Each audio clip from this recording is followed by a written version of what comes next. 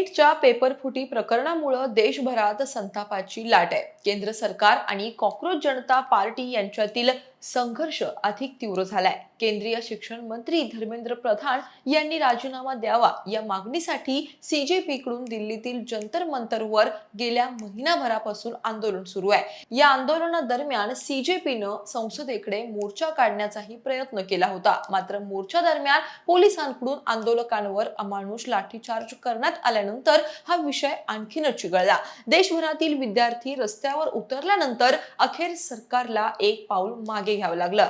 काल म्हणजेच 24 जुलै रोजी सीजेपीचे प्रवक्ते आणि केंद्रीय मंत्री यांच्यात बैठक पार पडली। या बैठकीत सरकारनं सीजेपीच्या 2 महत्त्वाच्या मागण्या पूर्ण करण्याचं आश्वासन दिलंय।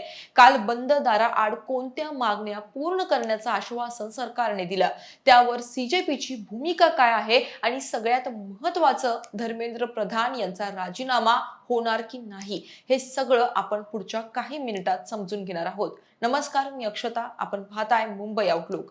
केंद्रीय मंत्री जे.पी. नड्डा आणि जितेंद्र सिंह यांनी रुग्णालयात जाऊन सोनम वांगचुक यांची भेट घेतल्यानंतर वांगचुक यांनी 26 दिवसांचं उपोषण सोडलं। आंदोलनातील विद्यार्थ्यांवर कारवाई न करणं, पेपरफुटी आणि शिक्षण व्यवस्थेतील सुधारणांवर चर्चा करणे तसेच आत्महत्या केलेल्या विद्यार्थ्यांच्या कुटुंबियांना नुकसान भरपाई देण्याबाबत सरकारकडून त्यांना आश्वासन देण्यात आलं। याच पार्श्वभूमीवर सीजेपी आणि केंद्र सरकार यांच्यात 24 जुलै रोजी दुसऱ्यांदा बैठक झाली। सीजेपीच्या शिष्टमंडळातील सौरभ दास आणि आशुतोष रांका यांनी केंद्रीय मंत्री जे.पी. नड्डा आणि जितेंद्र सिंह यांची भेट घेतली। जवळपास 2 तास चाललेल्या या बैठकीत सीजेपीनं आपल्या प्रमुख मागण्या सरकारसमोर मांडल्या। पहिली आणि महत्त्वाची मागणी म्हणजे केंद्रीय शिक्षण मंत्री धर्मेंद्र प्रधान यांचा राजीनामा, आंदोलक विद्यार्थ्यांवर दाखल झालेले गुन्हे मागे घेणं तसेच नीट पेपर फुटीमुळे ज्या विद्यार्थ्यांनी आत्महत्या केली आहे अशा विद्यार्थ्यांच्या कुटुंबियांना आर्थिक मदत देणं, अशा सीजेपीच्या 3 महत्त्वाच्या मागण्या होत्या।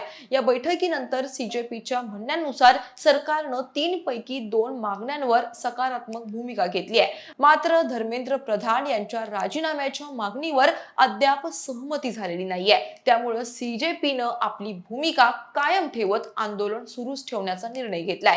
जोपर्यंत शिक्षण मंत्र्यांच्या राजीनाम्याबाबत ठोस निर्णय होत नाही तोपर्यंत आंदोलन मागे घेतलं जाणार नाही, असा स्पष्ट इशारा पक्षाच्या नेत्यांनी दिलाय। केंद्रीय मंत्री जे.पी. नड्डा यांनी चर्चेनंतर सांगितलं की सीजेपीनं 3 प्रमुख मागण्या मांडल्या असून परीक्षा व्यवस्थेत सुधारणा करण्यासाठी काही सूचना देखील दिल्यात। या मुद्द्यावर सरकारच्या पातळीवर चर्चा करून पुढील बैठकीत अधिक स्पष्ट भूमिका मांडली जाईल, असं त्यांनी सांगितलं। त्यामुळे आता सरकारकडून धर्मेंद्र प्रधान यांच्या राजीनाम्याबाबत काय निर्णय घेतला जातो याकडे सर्वांचं लक्ष लागलंय। दरम्यान सीजेपी आणि केंद्र सरकार यांच्यातील चर्चेसाठी तटस्थ ठिकाण निश्चित करण्याच्या मागणीवरही सकारात्मक संकेत मिळालेत। सीजेपीनं न्यूट्रल व्हेन्यूवर चर्चा करण्याचा प्रस्ताव मांडला होता। हा प्रस्ताव सरकारनं स्वीकारल्याचा दावा पक्षाकडून करण्यात आलाय।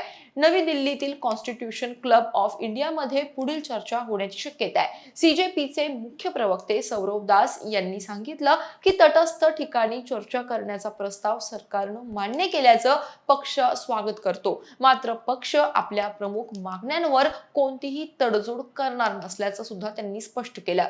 सीजेपीचे राष्ट्रीय प्रवक्ते आशुतोष रांका यांनी सरकारला स्पष्ट इशारा दिला। धर्मेंद्र प्रधान यांच्या राजीनाम्याच्या मुद्द्यांवर सरकारनं वेळकाढूपणा केला किंवा निर्णय लांबवला तर आंदोलन आणखी तीव्र करण्यात येईल, असं त्यांनी म्हटलंय। काही सूत्रांनी दिलेल्या माहितीनुसार धर्मेंद्र प्रधान राजीनामा देणार नाहीत। राजीनामा देण्याचा अर्थ म्हणजे जबाबदारी झटकणं असा होतो। राजीनामा देऊन जबाबदारीपासून पळ काढणं हे खूप सोपं आहे, परंतु जनतेनं जनादेश दिला आहे त्यासाठी काम करायचं आहे, त्यामुळे प्रधान राजीनामा देणार नाहीत अशी माहिती आता समोर येते। जर सरकारनं राजीनाम्याची मागणी फेटाळली तर सीजेपीचे आंदोलन आणखी तीव्र होण्याची शक्यता आहे। या आंदोलनाला विरोधी पक्षांकडूनही पाठिंबा मिळत असल्यानं नीट पेपर फुटीचा मुद्दा आता राष्ट्रीय पातळीवरील राजकीय संघर्षाचा विषय बनलाय. सरकार आणि CJP यांच्यातील चर्चेचे दरवाजे जरी उघडले असले तरी धर्मेंद्र प्रधान यांच्या राजीनाम्याच्या मागणीवर अंतिम निर्णय होईपर्यंत संघर्ष कायम राहण्याची चिन्हे आहेत. त्यामुळे आगामी बैठकीत सरकार काय भूमिका घेतं आणि CJP त्यावर कशी प्रतिक्रिया देते याकडे देशभराचं लक्ष आहे.